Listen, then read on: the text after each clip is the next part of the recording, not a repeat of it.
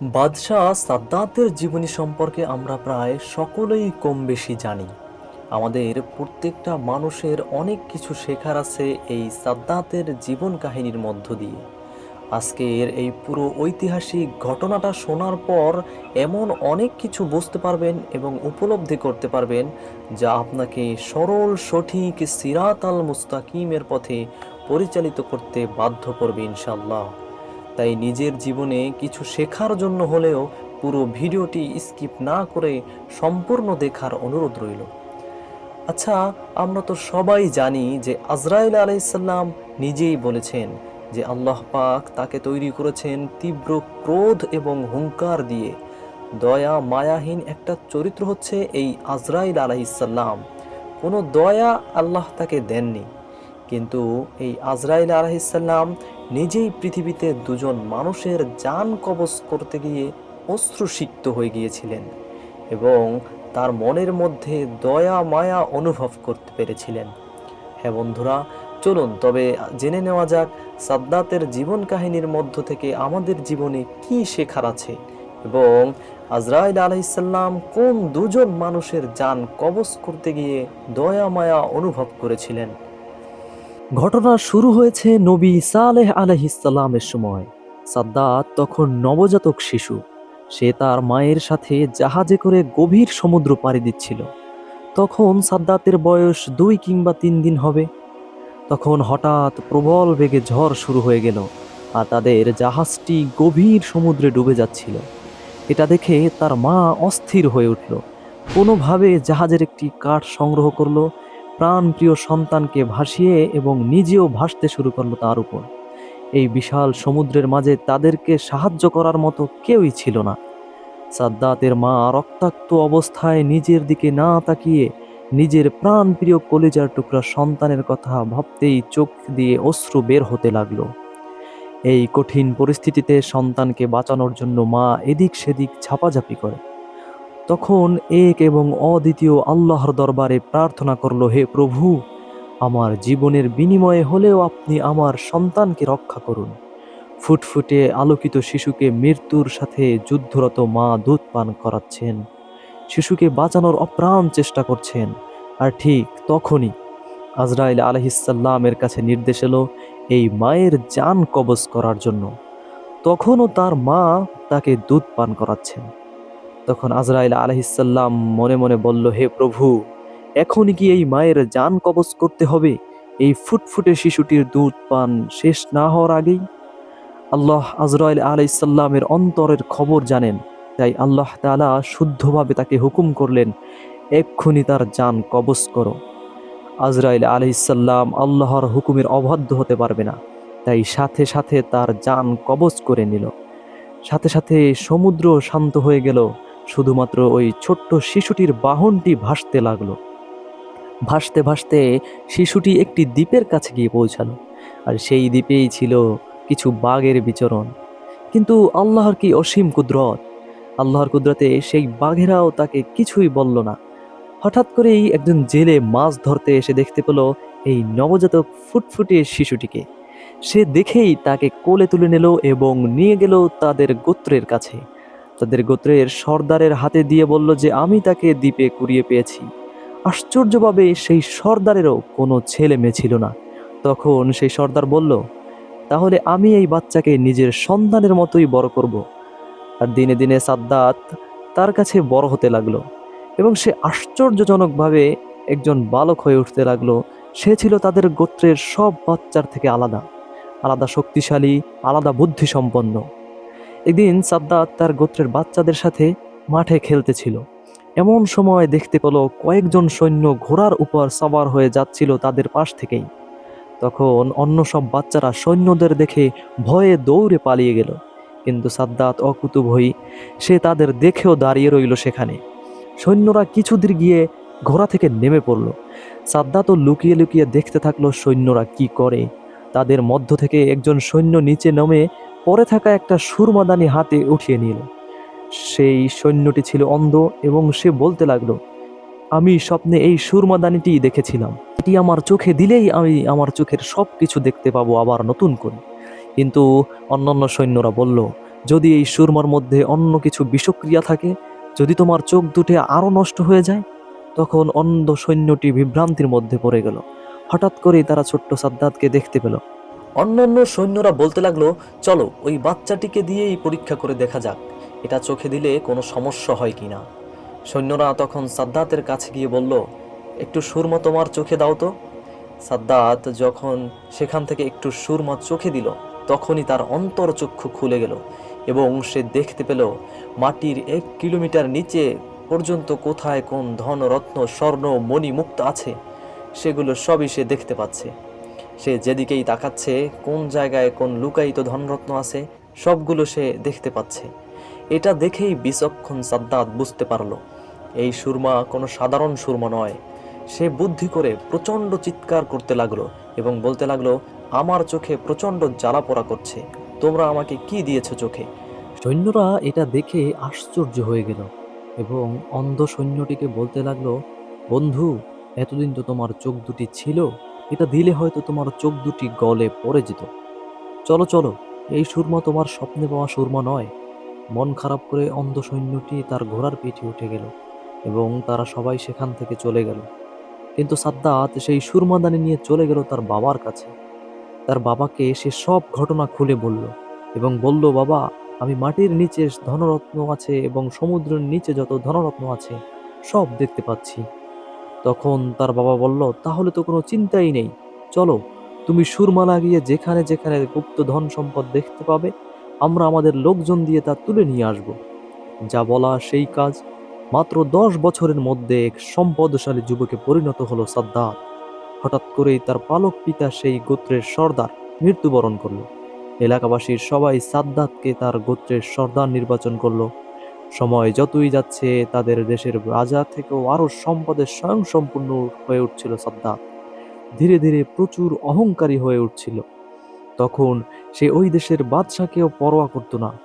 ঠিক কয়েক বছরের মধ্যে তার প্রশিক্ষিত সৈন্য সামন্ত নিয়ে হঠাৎ করেই আক্রমণ করে দেশের রাজাকে পরাজিত করে দখল করে নিল তার দেশের সিংহাসন। সে অধিষ্ঠিত হলো দেশের বাদশার আসনে।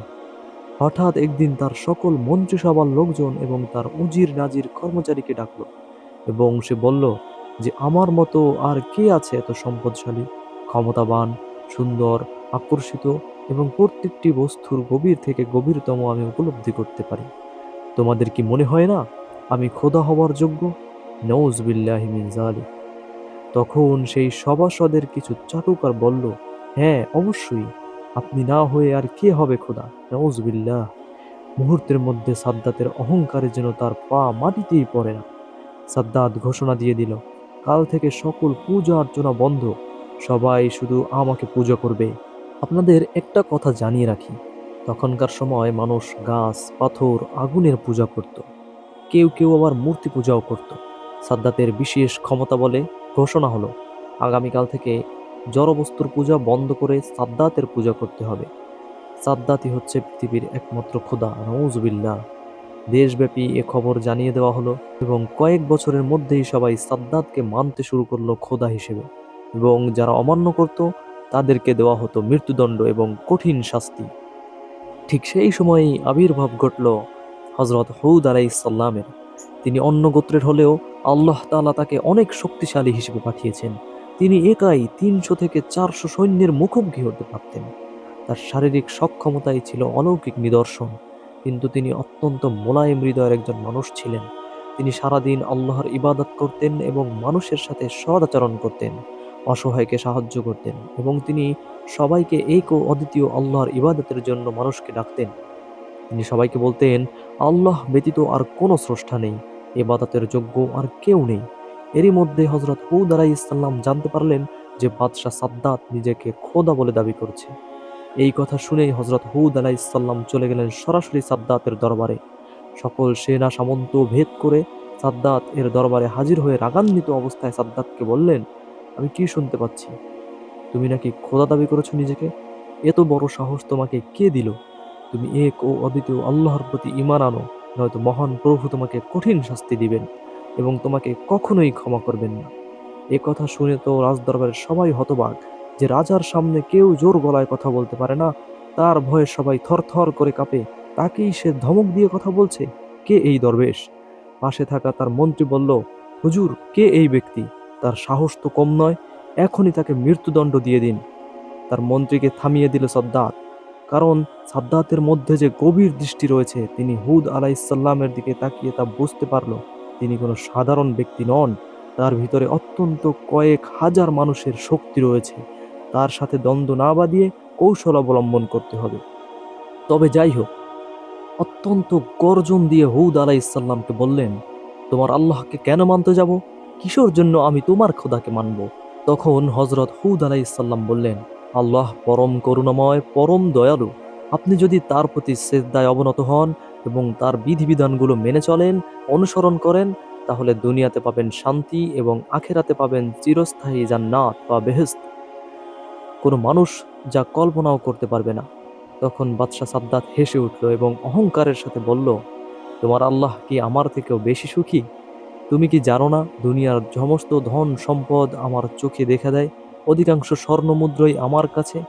এত কিছুর পরেও তুমি বলছো তোমার আল্লাহর কাছ থেকে আমার বেহেশত নিতে হবে? আমি কি তোমার রবের চেয়ে শ্রেষ্ঠ নই?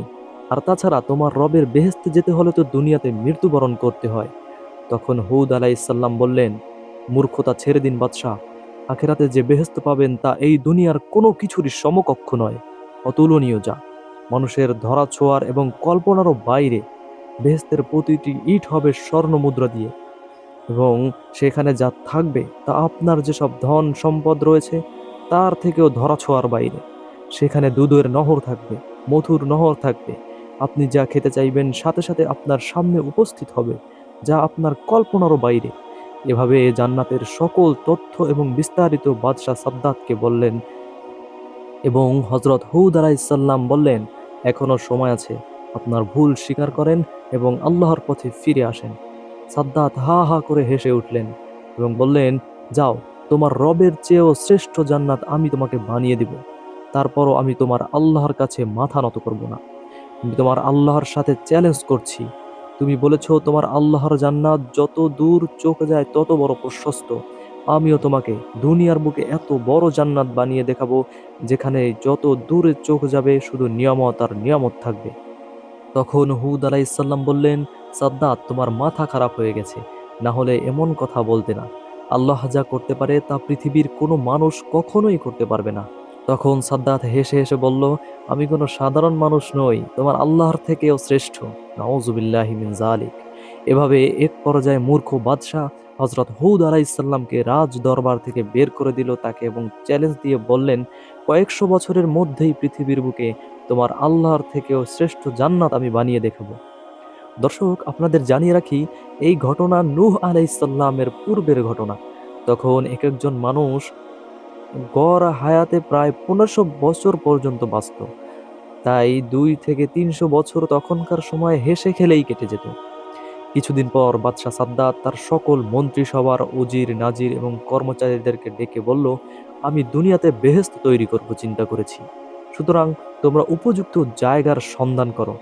তখন সাদ্দাতের প্রধান উপদেষ্টা প্রায় 15 বছর সারা বিশ্ব ঘুরে একটি জায়গা নির্বাচন করল।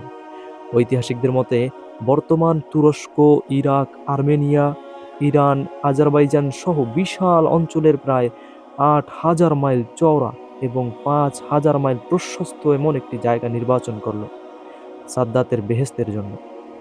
এই কথা শুনে সাদ্দাত খুবই খুশি হয়ে গেল এবং ঘোষণা করল, আজ থেকে এই দেশে কারো বাড়িতে কোনো স্বর্ণরূপা মুদ্রা রাখা যাবে না।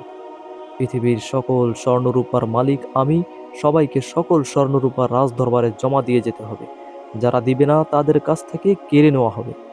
আর এরপর থেকেই শুরু হয় সাদ্দাতের জঘন্যতম অধ্যায়। মানুষজন আর অশান্তিতে ঘুমাতে পারল না। যেদিন থেকে সাদ্দাতের বেহেশতের কাজ শুরু হলো, পৃথিবীর বিভিন্ন বাড়িতে সাদ্দাতের বাহিনী অনুসন্ধান করতে লাগলো, কারো বাড়িতে কোনো স্বর্ণরূপা আছে কিনা। যার বাড়িতে সোনারূপার হীরামণি মুক্তা এরকম যা কিছুই দামি পাওয়া যেত তা নিয়ে চলে আসতো সাদ্দাতের সৈন্যবাহিনী, এবং সাধারণ মানুষের উপর অত্যাচার শুরু করতে লাগলো।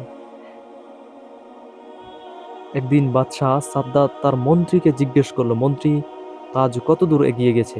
তখন মন্ত্রী বলল, হুজুর, আমরা পৃথিবীর সকল বাড়ি থেকে যত জায়গায় যত স্বর্ণ রূপা হীরা মণি মুক্তা জহরত আছে সব নিয়ে এসেছি, এবং পৃথিবীর বিভিন্ন প্রান্ত থেকে লক্ষ লক্ষ সুদক্ষ কারিগর ও মজুর নিয়ে আসা হয়েছে বেহেশত তৈরির জন্য। এবং সেই সব কারিগর এবং মজুরদেরকে বলা হলো যে বেহেশতের একটি ইট থাকবে সোনার এবং আরেকটি ইট থাকবে রূপার, এভাবেই তোমরা বেহেশত তৈরি করবে, এবং যেদিন তোমরা সফলভাবে কাজ শেষ করবে তোমরা আমাদেরকে জানাবে, আমরা আমাদের বাদশাকে নিয়ে আসব। লক্ষ লক্ষ শ্রমিক ও মজুরের রক্তঝরা পরিশ্রমে ৩০০ বছর সময় নিয়ে তৈরি করা হলো সাদ্দাতের বেহেশত। ঐতিহাসিকদের মতে অপরূপ সুন্দর কারুকার্য খচিত ভাবে তৈরি করা হয়েছিল স্বর্ণ হীরে রূপা পাথর জহরত দিয়ে। এমন ভাবে করা হয়েছিল যে রাতের বেলা আলো জ্বালানোর প্রয়োজন হতো না, এমন ভাবে জ্বলজ্বল করত। মহলের চারপাশে অপরূপ সুন্দর ফুলে বাগান সজ্জিত, মেশক আম্বর আতরের ঘ্রাণে চারদিকে বিমোহিত হয়ে থাকত। অবশেষে বেহেশত নির্মাণের কাজ সম্পূর্ণ হলো। বাদশার মন্ত্রী একদিন বাদশার কাছে গিয়ে বলল, হুজুর, এবার আপনি আসুন। সাদ্দাত তো খুবই আনন্দিত হয়ে বলল, বেশ, কিছুদিনের মধ্যেই আমি সেখানে প্রবেশ করব। তুমি একটি বিশাল রাজ আয়োজনের ব্যবস্থা করো। সাদ্দাত বেহেশত প্রবেশ করার চারপাশে তৈরি করা হলো অসংখ্য নর্তকীদের স্টেজ, যেখানে বাদশাকে নিচে গিয়ে আমন্ত্রণ জানানো হবে। সুন্দরী যুবতীদের দাঁড় করিয়ে রাখা হলো বাদশাকে অভ্যর্থনা জানানোর জন্য। মোট কথা, বাদশার আরাম আয়েশের জন্য যত কিছু প্রয়োজন সবই তারা করল। বেহেশতে প্রবেশের নির্ধারিত সময় উপস্থিত, সকল প্রকার প্রস্তুতি সম্পন্ন করে বাদশাহ শাহী পোশাকে সজ্জিত হয়ে তার মন্ত্রী উজির নাজির কর্মচারী সমস্ত লোকজনকে নিয়ে বেহেশতে প্রবেশের জন্য এগিয়ে চলল। কিছু দূর যাওয়ার পর দূর থেকে নজর পড়ল বেহেশতের এক অংশ এত চমকপ্রদ যে প্রায় চোখ ঝলসে যাওয়ার মতো। আনন্দে সাদ্দাতের ভেতরে হইচই শুরু হয়ে গেল। মনে মনে বলতে লাগলো, হা হা, এই তো আমার সেই স্বপ্নের বেহেশত। তখন সাদ্দাত চিৎকার দিয়ে বলল, কোথায় হুদ? ডেকে আনো হুদকে। আমি সেই এক ও অদ্বিতীয় খোদার নবী হুদকে দেখাতে চাই যে এমন বেহেশতে কি তোমার খোদা বানাতে পেরেছে। সাদ্দাতের মন্ত্রী হুদ আলাইহিসসালামকে আমন্ত্রণ জানালেও আল্লাহ পাক রব্বুল আলামিন তাকে জিব্রাইল আলাইহিসসালামের মাধ্যমে জানিয়ে দিলেন সে যেন উদ্বোধনের অনুষ্ঠানে না যায়, কারণ আল্লাহর পরিকল্পনা ছিল ভিন্ন। সাদ্দাত প্রচন্ড আকাঙ্ক্ষা আনন্দ উদ্দীপনার সাথে যখন বেহেশতের দরজার কাছাকাছি এসে পৌঁছালো, তখনই দরজার সামনে হযরত হুদ আলাইহিসসালামকে সোজা হয়ে দাঁড়িয়ে থাকতে দেখলেন। চিৎকার করে বাদশাহ সাদ্দাত বলল, কি হে হুদ, দেখেছো আমি কি নির্মাণ করেছি? কিন্তু হা হা, আমার বেহেশতে তোমাকে প্রবেশ করতে দিব না, শুধু দূর থেকে এক নজর দেখেই তোমাকে চলে যেতে হবে। সাদ্দাত যখনই বেহেশতের কাছাকাছি অগ্রসর হচ্ছিল, ক্রমশই সাদ্দাত দেখতে পাচ্ছিল যে হুদ তখন এক অলৌকিক যুবকে পরিণত হচ্ছিল, একটা সুন্দর ফুটফুটে চেহারার যুবক হয়ে গেল। বাদশাহ সাদ্দাত চিৎকার করে বলল, কি হুদ, এখন জাদুমন্ত্র করছো? যত কিছুই করো বেহেশতে তুমি দেখতে পারবে না, এই বেহেশত শুধু আমার। যাও, তোমার প্রভুকে বলে দাও সাদ্দাত কি বানিয়েছে। সাদ্দাত তখন বেহেশতের দরজার আরো কাছাকাছি চলে এলো। তখন সেই অলৌকিক যুবক সাদ্দাতের কানের কাছে এসে বলল, আমি হুদ নই, আমি কোনো যুবকও নই, আমি কোনো জাদুমন্ত্রের বস্তুও নই, আমি হলাম মালাকুল মউত, আজরাইল। সাদ্দাত হতভম্ব হয়ে গেল এবং বলল, আমার সাথে মশকরা করছিস? তখন আজরাইল আলাইহিসসালাম শান্ত গলায় বললেন, আমি আজরাইল ফেরেশতা, তোমার জান কবজ করার জন্য এই বিশ্বজাহানের মালিক এক ও অদ্বিতীয় আল্লাহ আমাকে পাঠিয়েছেন।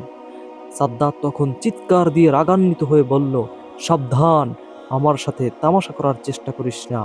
অতঃপর স্বর্ণ দ্বারা নির্মিত তরবারি বের করে সাদ্দাত আজরাইল আলাইহিসসালামের মোকাবেলা করার চেষ্টা করলো। কিন্তু কি আশ্চর্য, তরবারি বেরই করলো শুধু, কিন্তু 1 ইঞ্চিও নড়তে পারল না তার জায়গা থেকে।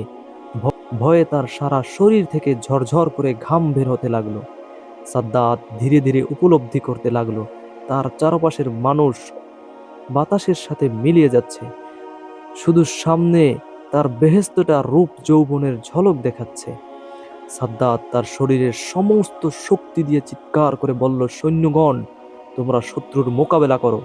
আজরাইল ফেরেশতা তখন অট্টহাসি দিয়ে বলল, কোথায় তোমার বিশাল সৈন্য? তাকিয়ে দেখো, তোমার চারপাশের মতো তোমার পেছনের বিশাল সৈন্যবাহিনীও হারিয়ে গেছে।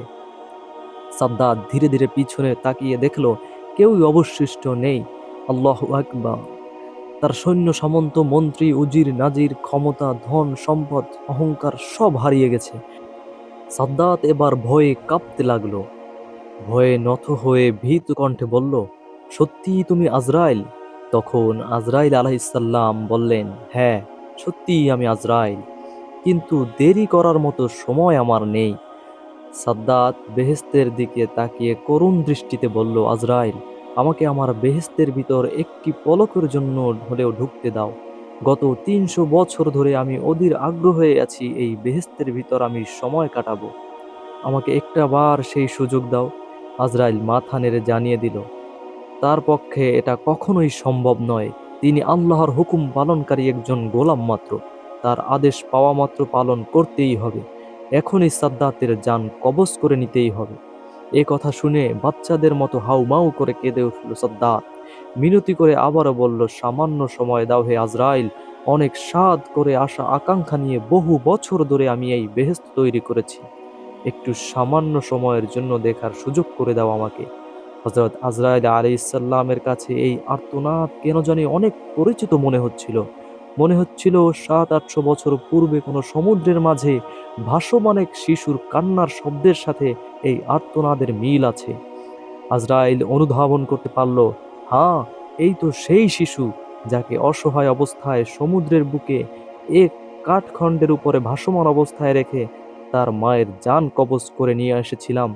সেদিন যেমন তার চেহারা দেখে আমার মায়া হচ্ছিল, আজও তেমনি ঠিক তার চেহারা এবং আর্তনাদ দেখে আমার মায়া হচ্ছে। শুধুমাত্র একবার বেহেশতে ঢুকতে চাচ্ছে, কিন্তু আমি তো হুকুমের গোলাম। আবেগ বা দয়া আমার ভেতর থাকা মানায় না। তার আর্তনাদকে উপেক্ষা করে হযরত আজরাইল আলাইহিসসালাম টেনে হিচড়ে দেহ থেকে তার রূহ বের করে নিয়ে আসলেন। তারপর হঠাৎ ভয়ঙ্কর ভীষণ এক আওয়াজ এসে সাদ্দাতের তৈরি সেই ৮,০০০ কিলোমিটারের বিশাল বেহেশত চূর্ণ বিচূর্ণ করে ধ্বংস করে দিল। শুধু পৃথিবীর জমিনে অহংকারের ফলে কি হয় তার একটি শিক্ষা দিয়ে গেলেন। প্রিয় দর্শক, তাই আমরা কখনোই আল্লাহর দেওয়া নেয়ামত নিয়ে কখনোই কোনো কিছু নিয়ে বড়াই করব না, মনের মধ্যে অহংকার রাখবো না। যারা আমার ভিডিওটি দেখছেন তারা সাবস্ক্রাইব করে রাখবেন, লাইক শেয়ার কমেন্ট করবেন। আসসালামু আলাইকুম।